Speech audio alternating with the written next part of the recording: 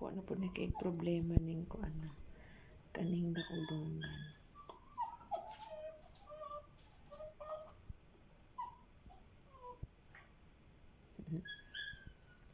Unahan kalibang na gupo po kawiwis.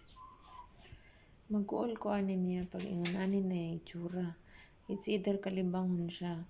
Unya, syempre gabi na. Kailangan na siyang ipasok sa cage. Kaya ang kaning iro nga lami kay tukon sige nagbanha. Sayo pa kayo. Di siya magtuol. Basta katapusan sa tuig ingon ana siya. Sige siya banha masigula pa oras sa iyang kuan, iyang paggawa sa cage.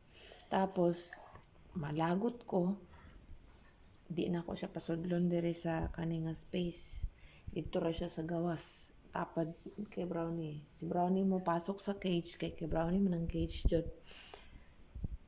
Pero dili sa kasarado ang pintuan. Nakabukas ra.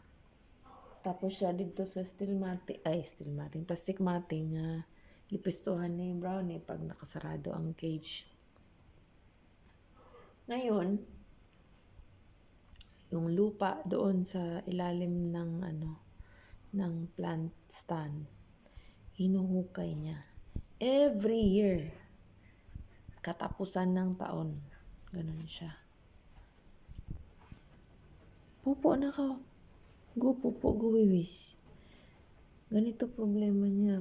Pagka napupupo, hindi siya mapupupo. Ang laki ng problema niya. Mag-ungak-ungak pa yan minsan.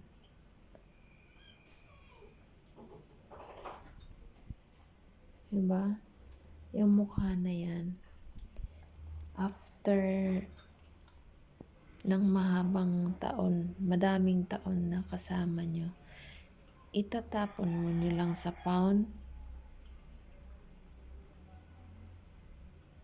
Kung wala si Nainay dito, wala nang Jackie ngayon. Kaso hindi siya dumating kasi may mga ganun na hindi dumating. Basta alam ko yung bahay, hindi dumating ng gabi. Hanapin ko kinabukasan. Pero si Doggy Puti, magdadalawang linggo na hindi bumalik. Sana okay lang siya ay kung may masamang nangyari sa kanya. Magkikita na lang kami sa kabilang buhay. Kasi hindi ko naman alam kung saan ang bahay nun eh. Pero alam ko may may-ari yun.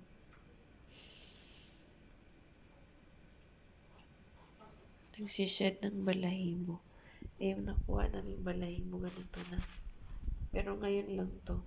Kaninang tanghali, sinuklay ko rin siya. Ha?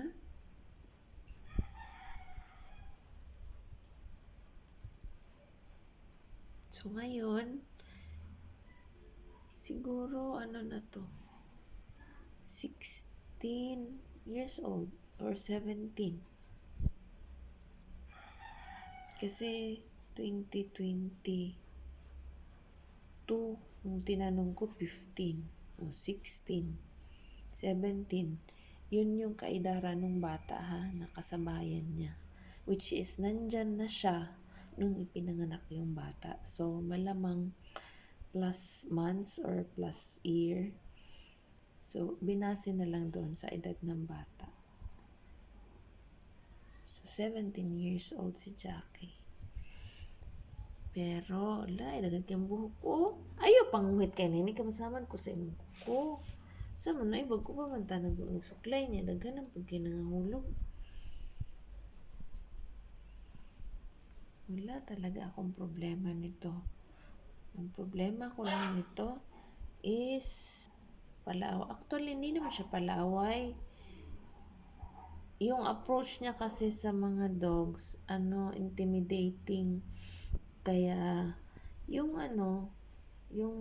response ng isa, away. Siyempre, pag inaway, di lalaban din siya. Pero hindi siya lumalaban kay Brownie. Gagrowlan lang siya ni Brownie pag nangungulit siya tuwing in-hit siya. Tuwing in-hit siya, nandun siya kay Brownie.